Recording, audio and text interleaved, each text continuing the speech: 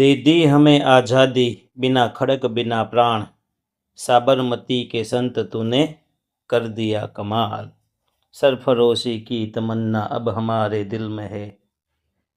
तो આવી દેશ ભાવનાઓ આપણે જોઈ પાંચમા અને છઠ્ઠા પાઠમાં। પણ હવે આપણે સ્વાતંત્ર્યોત્તર ભારત વિશે માહિતી મેળવવાની છે। હાલો, આઝાદી મળતા તો મળી ગઈ, પણ આપણે શું કર્યું? દેશ તો આઝાદ થતા થઈ ગયો, આપણે શું કર્યું? દેશ તો બરબાદ થતા રહી ગયો, આપણે શું કર્યું? આપણે કાંઈ નથી કરવાનું, આપણે મહેનત કરવાની છે, પરીક્ષા પાસ કરવાની છે, બરાબર? અને ફરી વખત આપણો દેશ ગુલામ ન બને એ જોવાનું છે, રાઈટ? ચલો શરૂ કરીએ આપણો લેક્ચર। સામાજિક વિજ્ઞાન ધોરણ 9 એકમ 7 સ્વાતંત્ર્યોત્તર ભારત। ત્ર એક અડધો આવશે, સ્વાતંત્ર્યોત્તર ભારત એમાં ત્ર અડધો આવશે। નાના નાના પ્રશ્ન જોઈએ।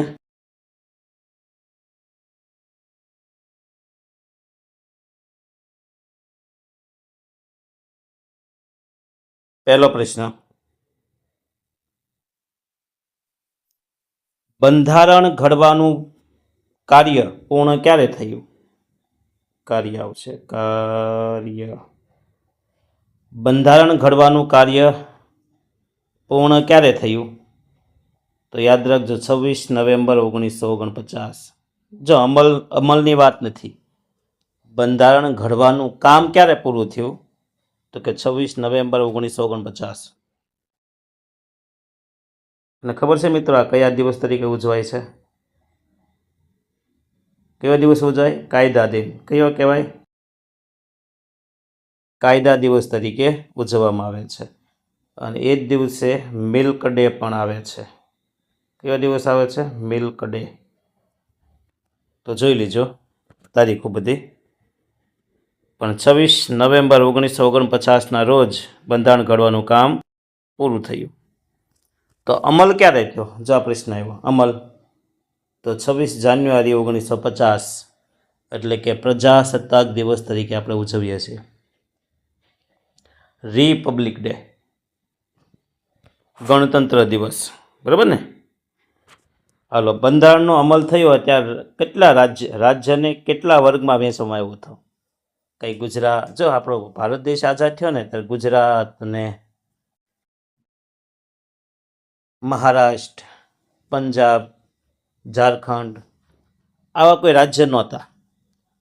તો કેવા હતા? તો કે એને 4 વર્ગમાં વહેંચાયેલા રાજ્યો હતા। અ વર્ગના રાજ્યો, બ વર્ગ, ક વર્ગ અને ડ વર્ગ। એમાં જે ડમાં આવતા ને કેન્દ્ર શાસિત પ્રદેશમાં આવતા। તો આ રીતના અ, બ, ક, ડ પ્રમાણે રાજ્ય વર્ગિત કરેલા હતા। પછીનો પ્રશ્ન, આઝાદી પ્રાપ્ત થતાં સૌપ્રથમ ભાવનગરના મહારાજા કૃષ્ણકુમાર સિંહે ભાવનગરમાં કઈ સરકારની શરૂઆત કરી? તો એ સરકારનું નામ છે જવાબદાર સરકાર। કઈ આવશે? જવાબદાર સરકાર।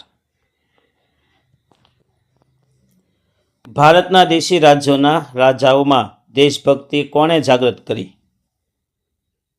તો આવશે સરદાર વલ્લભભાઈ પટેલ। હાઇલાઇટ લાલ નથી પણ હું રાઉન્ડ કરી નાખું છું। સરદાર વલ્લભભાઈ પટેલે પોતાની કુનેહપૂર્વકની બુદ્ધિને કારણે કંઈક 562 ને છેલ્લે 62 શબ્દ આવે એટલા રજવાડાને એણે ભારતની અંદર વિલીનીકરણ કર્યું છે, જોડી દીધા છે। પછી વલ્લભભાઈ પટેલ, સરદાર પટેલના સચિવનું નામ શું હતું? તેના સચિવ હતા વીપી મેનન। વીપી મેનન।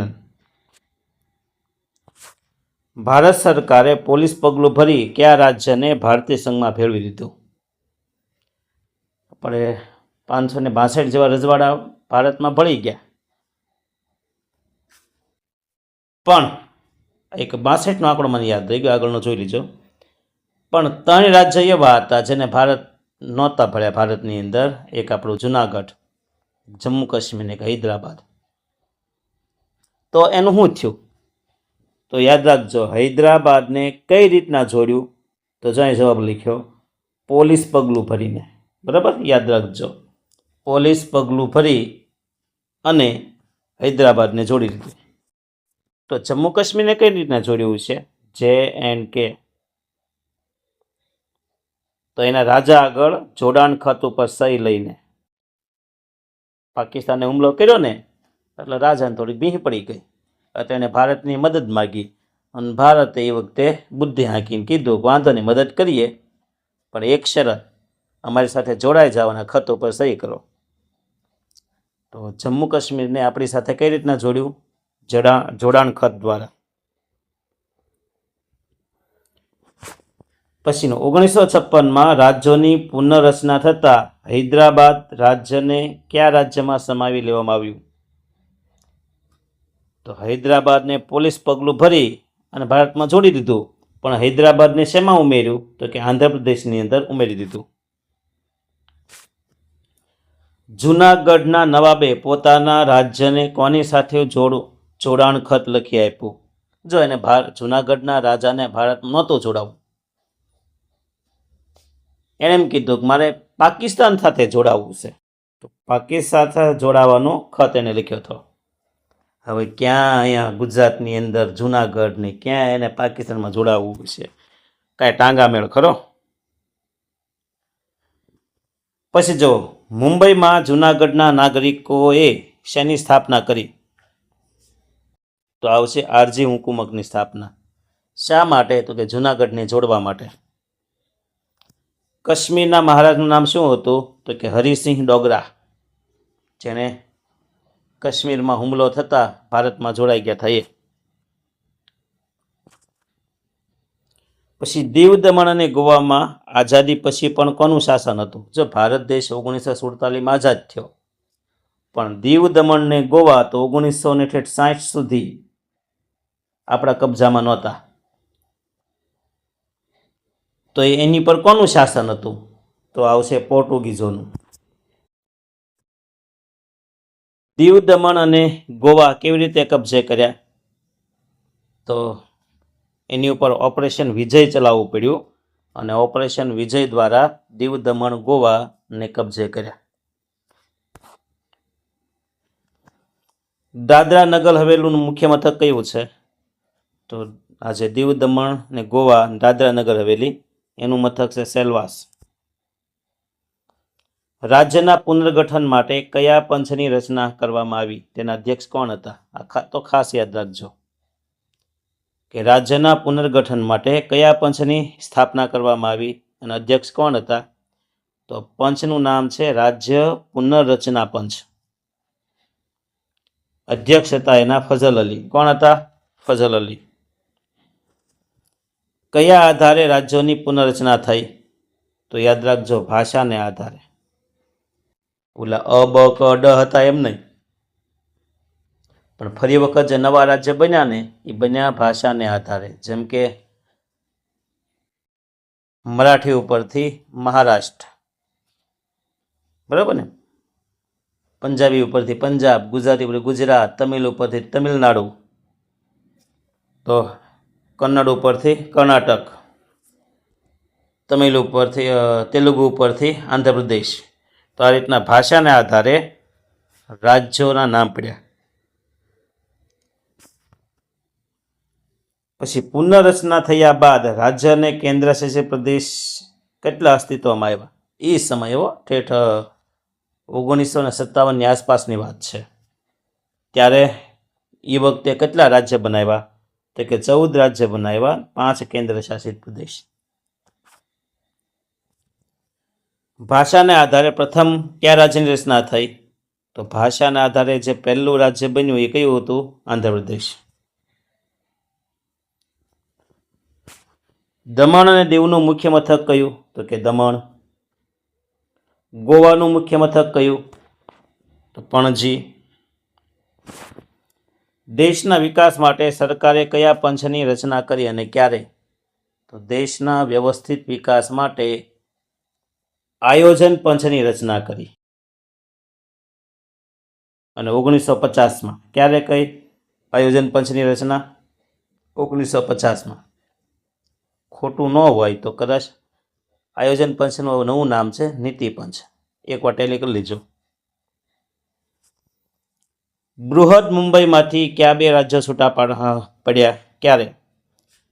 તો બૃહદ મુંબઈમાંથી બે રાજ્યો છૂટા પડ્યા, ગુજરાત અને મહારાષ્ટ્ર, અને એ પણ 1960. એની પણ તારીખ છે 1 મે 1960. બૃહદ મુંબઈમાંથી મરાઠી બોલતા મહારાષ્ટ્ર બન્યું અને ગુજરાતી બોલતા ગુજરાત બન્યું.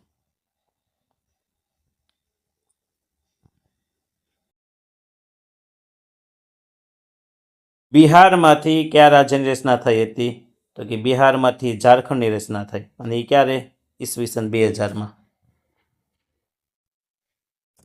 મધ્યપ્રદેશમાંથી કયા રાજ્યની રચના થઈ ને ક્યારે? તો મધ્યપ્રદેશમાંથી છત્તીસગઢ 2000માં.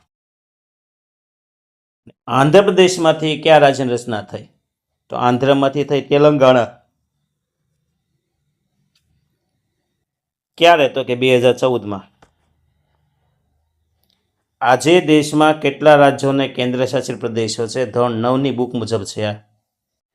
તો 29 રાજ્યો, 6 કેન્દ્રશાસિત પ્રદેશો અને એક છે ને એ રાષ્ટ્રીય રાજધાની ક્ષેત્ર, NTC, નેશનલ ટેરિટરી સેન્ટર. એટલે કુલ કેટલા ઘટક થયા દેશના? 34 ઘટકો નહીં, 36 આવશે.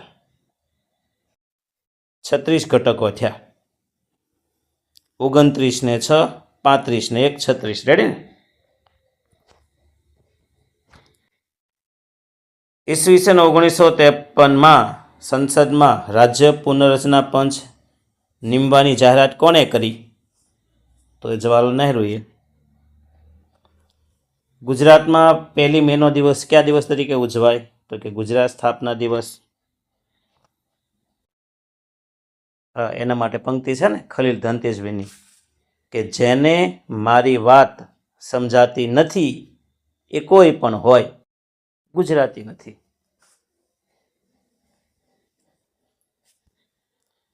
હું ને મારી ભાષા બંને ગુજરાતી, આવું કઈ પંક્તિ છે કે? સ્વતંત્રતા મળ્યા પછી ભારતના તાત્કાલિન ગૃહપ્રધાન તરીકે કોની નિમણૂક થઈ? હોમ મિનિસ્ટર, ગૃહપ્રધાન, તો આવશે સરદાર વલ્લભભાઈ પટેલ. 2014માં આંધ્રપ્રદેશમાંથી કયા અલગ રાજ્યની રચના થઈ? તો આવશે તેલંગાણા.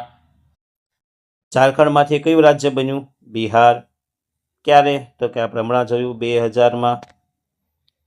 2000માં મધ્યપ્રદેશમાંથી કયું અલગ રાજ્ય બન્યું? તો કે છત્તીસગઢ, હમણાં આપણે જોયું. ઈસવીસન 2000માં ઉત્તરાખંડની રચના કયા રાજ્યમાંથી થઈ? તો 2000ની અંદર તે એક રાજ્ય છે ઉત્તરાખંડ, જે ઉત્તર પ્રદેશમાંથી બન્યું. પછી અસમમાં કઈ જાતિના લોકો પોતાના અલગ પ્રદેશ માટે ઉગ્ર આંદોલન કરે છે અને અલગ રાજ્ય જોવે છે? અસમની અંદર એ કઈ જાતિના લોકો છે? તો કે બોડો જાતિના લોકો. અને કયું રાજ્ય જોવે છે? નવું રાજ્ય બોડોલેન્ડ. હાલ મહારાષ્ટ્રમાંથી કયા અલગ રાજ્ય રચવાની માંગણી ચાલી રહી છે? તો મહારાષ્ટ્રમાંથી પણ અલગ થવું છે એવું રાજ્ય છે વિદર્ભ. કયું છે? વિદર્ભ. ભારત સ્વતંત્ર બન્યા પછી સામાજિક આર્થિક વિકાસ માટે કયા પંચની રચના થઈ? આયોજન પંચ. નીતિ આયોગ કહેવાય ને, નીતિ પંચ. 1950 સ્થાપના થઈ એની. સંયુક્ત રાષ્ટ્રે 21 જૂનના દિવસે કયો દિવસ ઉજવવા નિર્ણય લીધો? તો વિશ્વ યોગ દિવસ.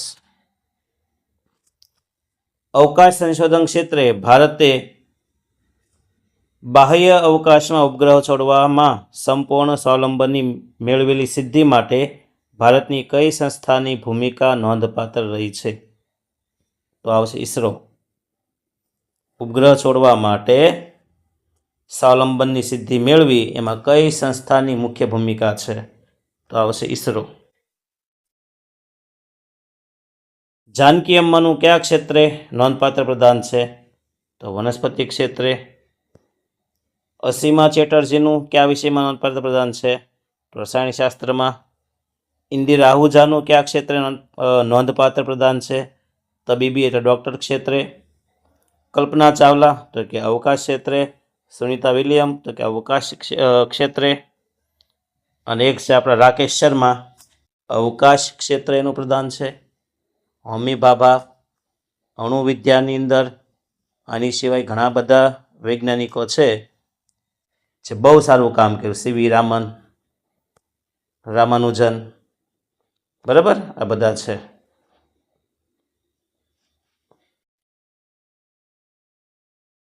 તો અહીંયા આપણે આ પાઠનો લેક્ચર પૂરો કરીએ છીએ, નાના પ્રશ્ન માટેનો. જો નાના પ્રશ્ન એટલામાં MCQ, ખરા ખોટા, ખાલી જગ્યા જે રીતના બને છે.